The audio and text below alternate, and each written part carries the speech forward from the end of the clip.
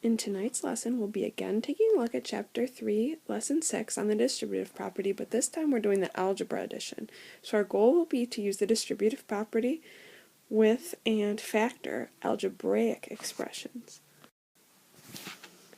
Before we try the distributive property with algebraic expressions, let's quickly review how we did it with numbers yesterday. So if we had 4 times 3 plus 6, all numbers, we remember that in the distributive property we're taking that 4 and we're distributing it to both the 3 and the 6. That's helping us look at how the sums and products relate. So we're going to do 4 times 3 plus 4 times 6. So we spread that 4 to both of those numbers. We'd get 12 plus 24, and we would get 36. Notice what's different. This one has a variable, an n. It's not just 3, but 3 times n. What we have to keep in mind is what a variable does. Remember that a variable holds the place of an unknown number. So that n could be anything. If we choose that n equals 6, we would have 3 times 6, and we'd have 18. If n was 1,000, we would have 3 times 1,000, which equals 3,000. So whatever value we have is going to change the value of our expression. What that means for us is we're not going to get a single answer like we did with the 36 over here when we looked at a number expression. We're going to use the same idea though when we look at this pair of algebraic expressions. With the 4, we're again going to distribute it to the 3n and to the 6.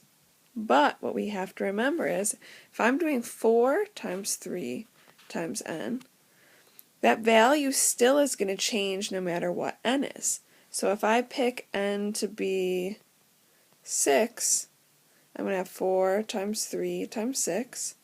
So I would do 4 times 3 is 12, times 6 equals 72.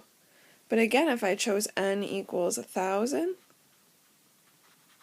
I would have 4 times 3 times 1,000. I'd do 4 times 3 is 12, and then 12 times 1,000 is going to be 12,000. So notice my value is changing depending on what value I have as that second thing. But I'm still multiplying that 4 times 3 first. So when I distribute the n here, I'm going to do the 4, and I do 4 times 3 times n, and then I'm going to add that to 4 times 6. Just like I did in the examples down here, I'm going to take the 4 times 3 times n, and I'm going to do 4 times 3 and get 12. Since I don't know n, I don't have a value for it, it's just going to become 12n plus 24. At this point, I can't do that addition again because this value here is going to change based on what n is. So if I do n equals 2, I would have 12 times 2 is 24 plus 24 would be 48. If n was 15, I would have, well, let's choose a easier number for us to work with. If I had n equals, let's say 10, then I would have 120 plus 24, which equals 144. So my value is going to change every time. I can't add 24 and 12, because if I do that, I'll have 36n, and I know then that wouldn't work here. If I did 36 times 2, I would get 72, not 48. So that's not the same thing. So I'm going to leave my answer as 12n plus 24. When I distribute and there's a variable, it's going to be the same way as I did before, only I'm going to have just the numbers multiplied, the 4 times the 3, and the n's just going to stay there. And the other part that just has a number, I'm going to leave the same. Trying one more example, this time with 3 different terms or parts of my expression. I'm going to do the exact same thing I've done before. Again, even if I have the 8 at the end, because of the commutative property, I know that I can multiply with the 8 at the front or at the back and it won't change my value. Again, though, I'm going to have to multiply the 8 by each of these parts. So my first part, I have 8 times 7 is 56. That's familiar to me even from yesterday. I remember that if I have a subtraction sign, I should carry that subtraction sign. When I do 8 times 3m, just like on the previous side, I'm going to multiply the 8 times the 3 to get 24. Since I don't know what value m is going to have, I'm just going to write it as 24m. Then I have that addition sign that I'm going to bring straight down, and I have 8 times 4p. Again, I'm going to do 8 times 4 to give me 32. And the p is just going to stay there. I don't know the value of p yet. So my final answer is going to be 56 minus 24m plus 32p. Again, this is why the distributive property is important. With numbers, there was multiple ways to solve it. With examples in algebra, my answer is not going to look like a single, nice, neat answer. It's going to look like a bigger expression, but it's going to get rid of those parentheses and make it just sums and differences rather than that big product. Just like when I worked with numbers, I still want to be able to do the reverse distributive property, the opposite of the distributive property, which is also called factoring algebraic expressions. These directions should look very similar or familiar to you because they're the same as the ones we used yesterday, only now we have variables in our expressions. So we're first going to start by finding the GCF of each term. What we're going to notice is that, again, sometimes we'll be able to actually find our GCF without actually showing all the work that we have. Other times we'll want to take a look at those to see what we find. Here I'm going to show out what we have.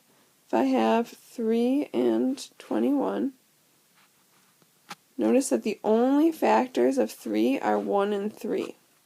Since 27 can be broken up into 7 and 3, 3 is going to be our GCF. Even though this first term is 3n, remember that the important part of greatest common factor is the letter C.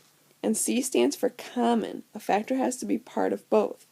So 3n means the same thing as 3 times n. That tells us that n is a factor of 3n.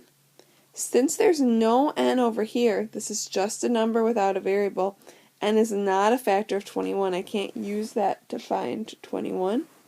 Therefore, I'm not even going to worry about the variable. The variable is not going to be part of my GCF for our purposes of this class. There are occasions where it might be, but not for what we're working with. What we're going to do then is we're going to, again, put that GCF in front of our parentheses. So I'm going to take a 3 and put it in front of the parentheses.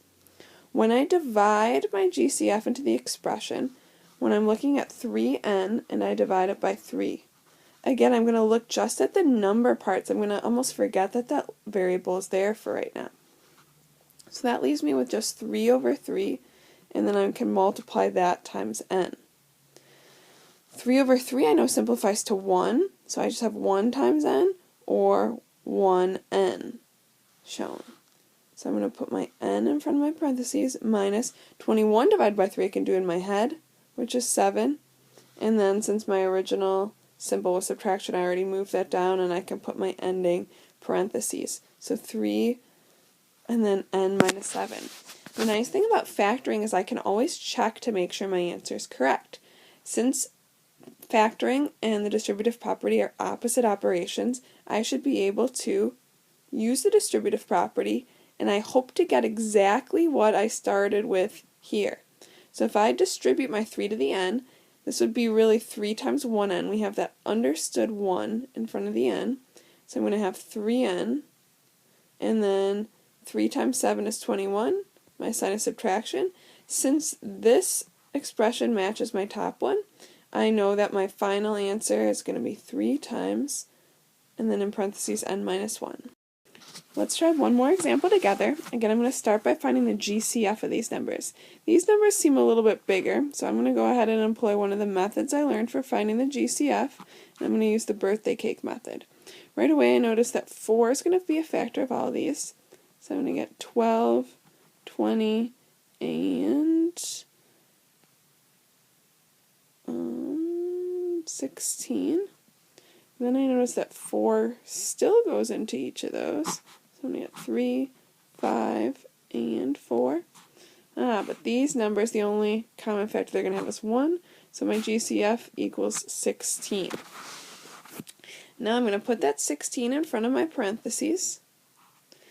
48 divided by 16. Well, I know that's a little more than 2. I think it might be 3, so I'm going to do some scratch work. 16 times 3 will be 18, 48. Okay, so 16 goes in 3 times. And again, that y I'm just going to carry down with me. When I do my division, I'm only going to focus on dividing the numbers because the variable, I don't know its value yet, so I can't do anything with it. Then I'm going to do 16 into 80. Well, if 16 times 3 is 48, I'm thinking it might be about 5. So I'm going to try 16 times 5, 30, and it is 80. So I'm going to have 5. Again, that z, I don't know its value, so I can't simplify that at all. 64 must be right in the middle of them, so 64 is going to be 4. So, and if I remember, yep, 64 divided by 4 gave me 16, so I have my 4. Then here I had 2 addition symbols, so I'm going to carry those down, and my answer is going to be 16 times 3y plus 5z plus 4. Again, I'm going to check, because I always like to make sure I got the right answer. If I go ahead and try to distribute that 16, I have 16 times 3y, and that is 48y. 16 times 5, which is 80. Keep that z, because I don't know its value. Got some addition signs, and 16 times 4 is 64. Since those match, I can feel confident with my answer of this here. So take a minute to flip the page over and take a look at the 4 practice problems you have, 2 of each type of problem, and we'll go over and compare how this relates to number distributive property tomorrow.